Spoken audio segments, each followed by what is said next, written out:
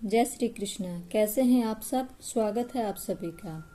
एक बार श्री कृष्ण भगवान और अर्जुन बाजार में घूम रहे थे तो अर्जुन ने वहां पर देखा कि एक भिखारी भीख मांग रहा है जो कि सेहत में बिल्कुल अच्छा था। अर्जुन ने उसको बोला, अरे तुम्हें क्या कमी है तुम्हारे शरीर में जो तुम भीख मांग रहे हो? कमाकर खाओ, कुछ काम करो। तो उस पर वो भिखारी बोला कि कुछ कमाने के लिए, कोई काम चलाने के लिए पहले कुछ पैसा चाहिए, और मुझे जो भीख में मिलता है वो मैं उससे मेरा और मेरे परिवार का गुजर बसर हर रोज का चल जाता है, इससे ज्यादा कुछ नहीं। मैं बचाऊंगा तो कुछ काम शुरू करूंगा। तो इस पर अर्जुन उसको कुछ सोने के सिक्के दे देते हैं और उसको बोलते हैं कि ये लो कुछ सोने की मोहरें और इन्हें बेचकर तुम अपना कोई काम चला लो। तो वो खुशी खुशी घर को जा रहा होता है, खुशी से उछल रहा होता है और उन सिक्कों की पोटली को उछाल रहा होता है कि अरे वाह, इन सिक्कों को तो मैं बेचकर बहुत सारे पैसे आ जाएंगे, मैं घर बनाऊंगा, मैं कारोबार शुरू करूंगा, मैं ये काम शुरू करूंगा। ऐसे बोलते हुए जा रहा था। तभी वहां से एक चोर भी गुजर रहा था। उस चोर ने सोने के सिक्के देखे। चोर ने उस भिखारी से उस पोटली को चुराया और वहां से भाग गया। भिखारी ऐसा ही रह गया।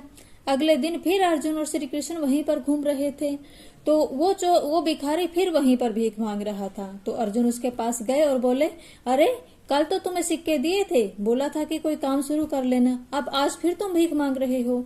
तो उस भिखारी ने सारी कहानी अर्जुन को सुनाई।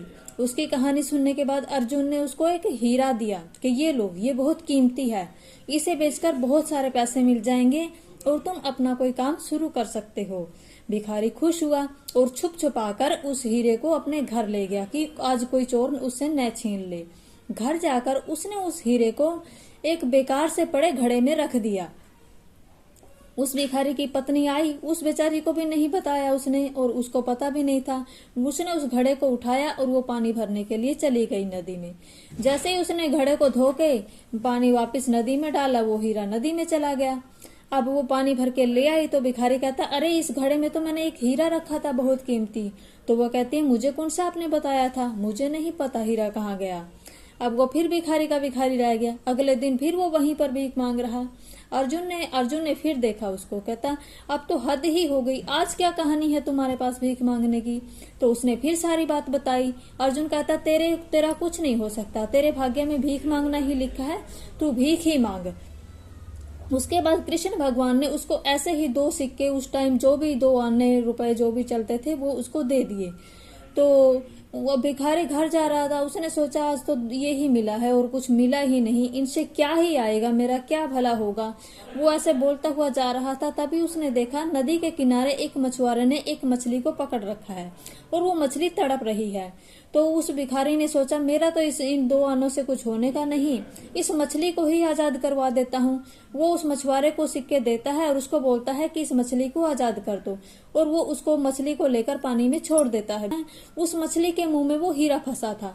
पानी में जाते ही मछली हीरा उगल देती है और भिखारी खुश हो जाता है, अरे ये तो वही हीरा है जो मुझे अर्जुन ने दिया था। वो खुशी से उछल रहा होता और कह रहा है, अरे मिल गया मिल गया। तो तभी वहीं से वो चोर भी गुजर रहा होता है। चोर उस भिखारी को पहचान लेता है। चोर डर जाता है कि इसने शायद मुझे पहचान लिया और ये ऐसे अब चिल्ला रहा है कि मुझे मिल गया मुझे मिल गया। तो वो उसके पास जाकर वो जो सोने के सिक्कों की पोटली थी वो उसको दे देता है और बोलता है, चुप हो जा, किसी को मत बताना, ये ले तेरे सोने के सिक्के, मुझसे गलती हो गई। अब भिखारी को हीरा भी मिल गया और वो सोने के सिक्के भी मिल गए। अर्जुन और कृष्ण भगवान उसको छुप कर देख रहे थे कि ये क्या करता है, सच बोलता है या झूठ बोलता है। तो उन्होंने सारी कहानी देखी। तो इस पर अर्जुन श्री कृष्ण भगवान से पूछते हैं कि भगवान, मैंने इसको सोने के सिक्के दिए, मैंने इसको हीरा दिया, लेकिन ये तब इसका कुछ नहीं हुआ, लेकिन आपने 2 आने क्या दिए, उससे इसको सब कुछ मिल गया। तो इस पर कृष्ण भगवान कहते हैं, तुमने इसको सोने के सिक्के और हीरा दिया तो इसने अपने बारे में सोचा कि मैं घर बनाऊंगा, मैं कारोबार शुरू करूंगा, मैं ये करूंगा, मैं वो करूंगा, जायदाद खरीदूंगा। इसने सिर्फ अपने बारे में ही सोचा।